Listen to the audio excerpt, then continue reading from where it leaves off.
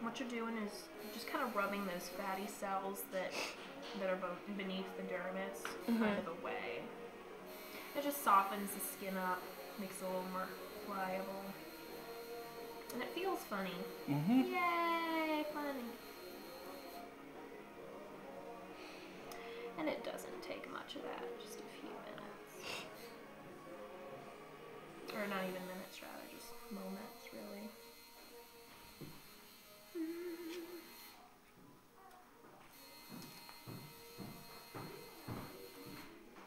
Just need a little lube for this one.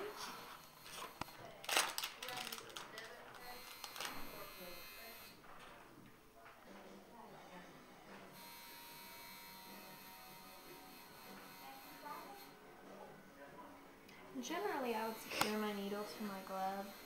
Yeah. On this one, and I might do it, differently the next time I do it. I'm actually just going to set it on the tray and reach back over for it when I'm ready. But I'm just going to kind of grab. I am left-handed, so I usually grab with my left hand and tuck the skin up. And the first piercing is straight down. Take a deep breath in and out. On the neck, and then I've ran into this before. Sometimes you kind of got to choke up. I'm going to give you another one of those because the skin will kind of want to buckle in the center. Okay. So we didn't actually pierce you. I saw that on just even a little pressure, the skin kind of wanted to fold inward instead of give way. It's cool.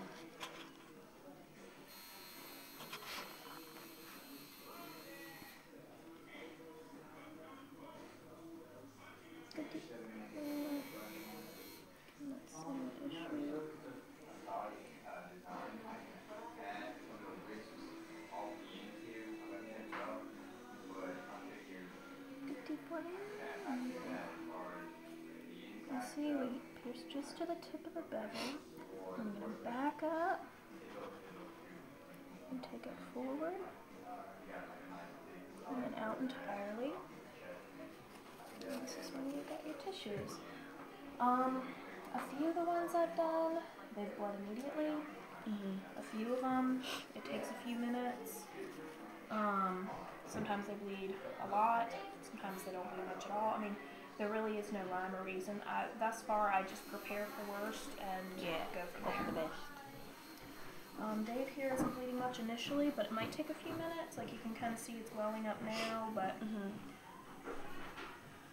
I know I bled quite a bit on mine when I had mine done, but I also have iron deficiency anemia. So.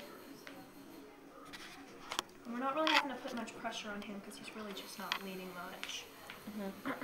But if they bleed, just really take that tissue up and just push down on it. Usually it takes no more than 30 to 60 seconds for it, to subside, if not stop entirely. I've yet to have like a really excessive bleeder, and I'm sure the more I do, the more likely that will happen.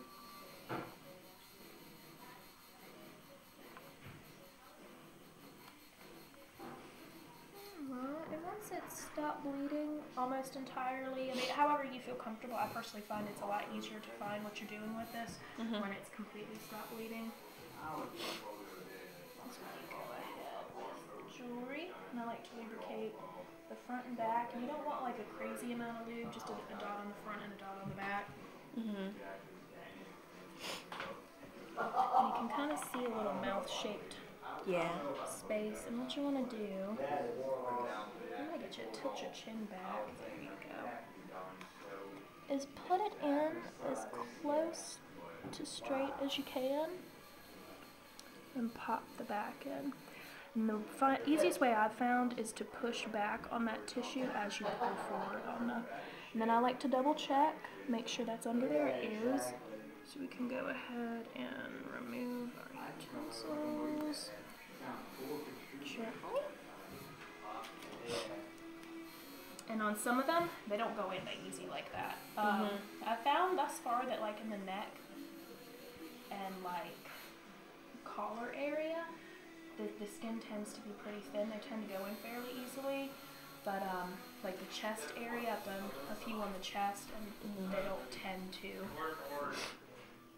go in quite that easy. Well, you say again, you push. Where did you say you pushed back on to help pop it in? Well, first you put the long end of the foot in. Yeah. Slide that under, and then as you go to pop the short end of the foot in, you kind of pull back on the tissue because it kind of opens it like a mouth almost. Yeah, that makes sense. Yeah, it allows that to pop in much easier. And ideally, we want it to be nice and level.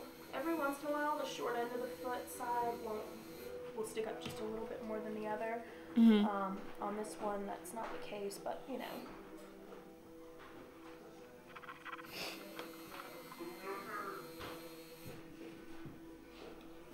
Pretty sweet, huh? Really you got a dermal anchor.